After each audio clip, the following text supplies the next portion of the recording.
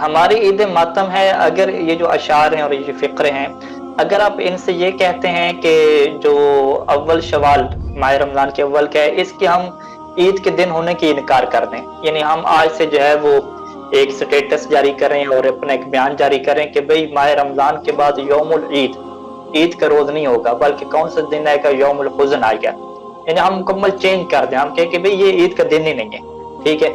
یہ تو پھر ہو جائے گی روایات معصومین کی مخالفت، کیونکہ روایات میں واضح طور پہ ہے، صحیح و سند روایات ہیں، من لا یعذر الفقیہ میں، صحیفہ سجادیہ میں پوری دعائیں ہیں کہ جس میں کہا گیا کہ اس دن کو اللہ نے مسلمانوں کے لیے، اور کچھ روایات میں ہے کہ مومنین کے لیے اللہ نے کیا عید قرار دیا، اور اہل بیت کے لیے اس کو بابرکت قرار دیا، ان لوگوں کے لیے بابرکت قرار دیا، ان لوگوں کے لیے عید قرار دیا کہ جن کے روزوں کو اور جن کے اعمال کو اللہ نے قبول کیا۔ فرض کریں کہ صحیح سند روایات آ جاتی ہے کہ ہماری عیدیں ہمارا ماتم ہے اور ہمارا غم ہے، اگر اس سٹیٹس کو ان صحیح سند روایات کے ساتھ جوڑیں تو آپ یہ نہیں کہہ سکتے کہ ہم جو ہے وہ عید کے دن کو عید کا دن ہی نہ کہیں، ہم اسے عید کا دن کہیں گے، ٹھیک ہے؟ کیونکہ معصوم نے خود کہا ہے۔ لیکن عید کے ساتھ ساتھ کیا ہوگا، غم بھی ہوگا، عید کے ساتھ ساتھ کیا ہوگا، انسان پریشان بھی ہوگا، عید کے ساتھ ساتھ انسان کی آنکھوں میں کیا ہوں گے، آنسو بھی ہوں گے، دونوں چیزیں اکٹھی چلے گی نا۔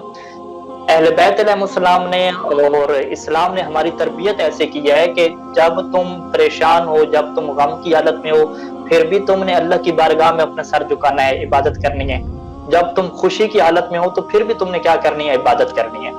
یعنی اس طریقے سے اہل بیت علیہ السلام نے انسان کو جوڑا ہے کہ انسان اپنی خوشیوں میں بھی اللہ کی عبادت کر رہے، شکر ادا کر رہے، اور غم کی حالت میں، مصیبت کی حالت میں، کربلا کی مثال ہمارے سامنے ہے، پھر بھی انسان کیا کر رہا ہے، اللہ کی عبادت کر رہے۔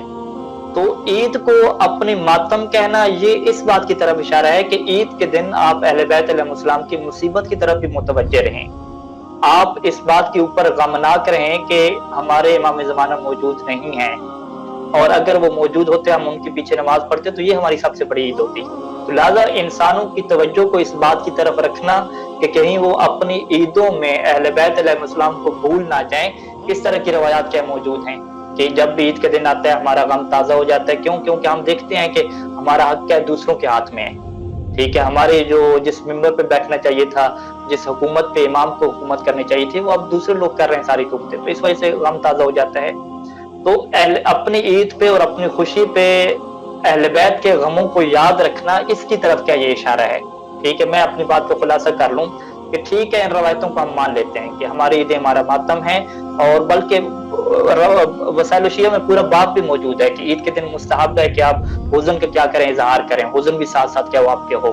تو اگر ہم ان چیزوں کو اکٹھا جوڑیں تو اس کا کیا مطلب رہے گا کہ عید کا سٹیٹس تو باقی رہے گا، عید رہے گی لیکن عید کے ساتھ ساتھ غم بھی رہے گا۔ یعنی اہل بیت علیہ السلام دنیا کو یہ پیغام دینا چاہتے ہیں جو میں سمجھا ہوں کہ آپ عید بھی کریں اور عید میں اپنے اہل بیت کو یاد کر کے ایک مثال بھی قائم کر دیں کہ دیکھو ہم عیدوں پہ بھی امام حسین کو نہیں بھولتے، ہم اپنی عیدوں پہ بھی اہل بیت کے خانوادے کو نہیں بھولتے، ہماری عید بھی وہ ہوتی ہے کہ جس کے اندر حزن ہوتا ہے، ٹھیک ہے؟ ہم سفید لباس پہن لیتے ہیں چونکہ معصوم کا حکم ہے، ٹھیک ہے؟ ہم غسل کر لیتے ہیں چونکہ معصوم کا حکم ہے، ٹھیک ہے؟ ہم جو ہے وہ پرفیوم اور خوشبو لگا لیتے ہیں چونکہ معصوم کا حکم ہے، ٹھیک ہے؟ ہم 2 رکعت نماز عید پڑھ لیتے ہیں چونکہ معصوم کا حکم ہے، ٹھیک ہے؟ ہم دعائیں پڑھ لیتے ہیں چونکہ معصوم کا حکم ہے، لیکن اس کے باوجود ہم غم کر کے، اظہار مصیبت کر کے اور اپنے آپ کو غمناک پیش کر کے یہ بھی پیغام دے رہے ہیں کہ دیکھو یہ وہ حقیقی عید نہیں ہے، حقیقی خوشی نہیں ہے ہمارے لیے۔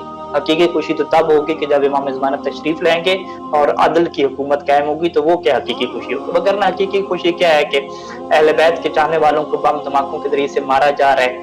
ابھی کابل کا واقعہ لے لیں، فلسطین کا واقعہ لے لیں، تو یہ انسان کی خوشیاں کہاں رہتی ہیں؟ اور میں تو یہ بیان کرتا ہوں کہ اگر لوگ عید کے اعمال کو مفاتیح الجنان سے کھول کے پڑھ لیں کہ عید کے دن آپ نے کرنا کیا ہے، تو آپ مکمل عبادت میں مصروف رہیں گے۔ یہ تو ہم لوگوں نے بنا لیا نا ہندوستان سے دیکھ کے یا دیگر لوگوں کو دیکھ کے کہ بھی ان کی عیدوں میں کیا ہوتا ہے، میلہ ہوتا ہے، ہلا گلا ہوتا ہے، خوشیاں ہوتی ہیں، پارٹیاں ہوتی ہیں، آؤٹنگ ہوتی ہے، تو ہم نے بھی یہی عید کا کنسیپٹ بنا لیا۔ حالانکہ اگر آپ عید کے دن کے آپ اعمال کھول کے اٹھا کے دیکھیں، وہ غسل ہے، اس میں عید کا غسل سنت قرار دیا گیا، نماز پڑھنی ہے، دعا پڑھنی ہے، دعائے ندبہ پڑھنی ہے۔ دعائے ندبہ میں کیا ہے، آپ سارے کے سارے اس میں مسائب کے جملے ہیں، امام حسین کو پکارا جا رہا ہے۔ ندبہ کس کو کہتے ہیں کہ جب آپ روتے ہیں بلند آواز سے، اسی کو ندبہ کہتے ہیں۔ زیارت امام حسین ہے عید کے دن، سارے لوگ یہاں پہ کربلا جاتے ہیں، عید کی رات کربلا جاتے ہیں۔ تو آپ سارے اعمالوں کو دیکھیں تو آپ کہیں گے یار یہ عید کچھ اور ہے، یہ کیسی عید ہے کہ سارے کے سارے اعمال ہو رہے ہیں, ساری کی ساری عبادت ہو رہی ہے؟ تو یہ والی عید ہے. اس عید کا کوئی غم کے ساتھ ٹکراؤ ہی نہیں ہے. جہاں آپ نے نماز میں جو ہے وہ گریہ کرنا ہے اپنے گناہوں کے اوپر اللہ کی خشیت کی وجہ سے, وہیں نماز کے اندر آپ مولا حسین علیہ السلام کے اوپر گریہ کریں قربت اللہ کی نیت سے, تو یہ باعث عبادت اور ثواب ہے. اس کا ٹکراؤ نہیں ہے. ہمارے معاشرے میں جو ٹکراؤ پیدا کیا جا رہا ہے, جو بہت سارے لوگ ہیں وہ جب انکار کرتے ہیں کہ بھئی عید کا دن ہی نہ کھو, وہ کہتے ہیں چھٹی جی یہ عید کا دن ہے ہی نہیں, یوم الحزن ہے, اپنی طرف سے نام لیتے, تو یہ معصوم کی مخالفت کر رہے ہیں. معصوم کہہ رہے ہیں عید کا دن ہے, کہتے ہیں عید کا دن نہیں ہے. معصوم کہہ رہے ہیں 2 رکعت نماز پڑھنی, کہتے ہیں 2 رکعت نماز نہیں پڑھیں گے. معصوم کہہ رہے ہیں غسل کرنا ہے, نہیں جو غسل نہیں کریں گے. معصوم کہہ رہے ہیں اچھے لباس پہننے, اچھے لباس نہیں پہنیں گے. تو یہ مخالفت ہے. ہاں آپ ساتھ ساتھ چلائیں غم کو, جیسے چلاتے ہیں اہل بیت علیہ السلام, ہم بھی چلاتے آئے ہیں, اس میں کوئی ایشو نہیں ہے. اور یہی تو مزہ ہے کہ ہم عید بھی کہیں اور ساتھ غم کو بھی رکھیں, دنیا کو ایک پیغام دیں, تب مزہ ہے. جب ہم عید کی چھٹی کر دیں تو پھر کیا اس غم کیا حیثیت ہے؟ خوشی تو یعنی اثر تو تب ہوتا ہے کہ انسان اللہ کی بارگاہ میں جھک بھی جائے, اچھا لباس بھی پہن لے, اطاعت بھی کر لے, خوشبو بھی لگا لے, پھر بھی اس کی آنکھوں سے آنسو جاری ہوں, تو یہ وہ دنیا کو پیغام جائے گا کہ دیکھو یہ لوگ عید بھی کر رہے ہیں, اس کے باوجود ان کے دلوں کے اگر حال دیکھو, ان کے چہروں پہ اگر دیکھو تو وہ مسکراہٹیں نہیں ہیں, ان کے دلوں کو دیکھو تو وہ خوشیاں نہیں ہیں, وہ غم ہی غم ہے, وہ حزن ہی حزن ہے. تو یہ چیز ہے کہ اہل بیت علیہ السلام اس بات کی طرف متوجہ کرنا چاہ رہے ہیں کہ جب عید ہے تو ہمارے غم کو یاد رکھنا, ہمارے ماتم کو یاد رکھنا, ہماری مصیبت کو یاد رکھنا.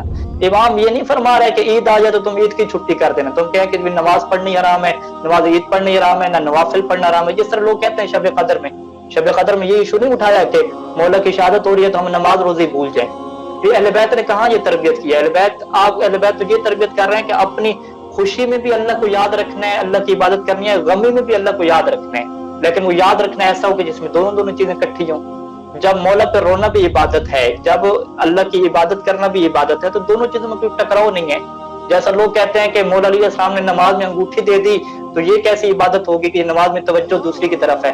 تو جب انگوٹھی دینا بھی عبادت ہے, نماز پڑھنا بھی عبادت ہے, تو عبادت میں آ جائے تو میں کیا حرج ہے بھائی؟ مولا دنیاوی کام تھوڑی کر رہے ہیں, عبادت کا کام کر رہے ہیں. لہٰذا عبادت کا آپس میں عبادت سے ٹکراؤ نہیں ہوتا.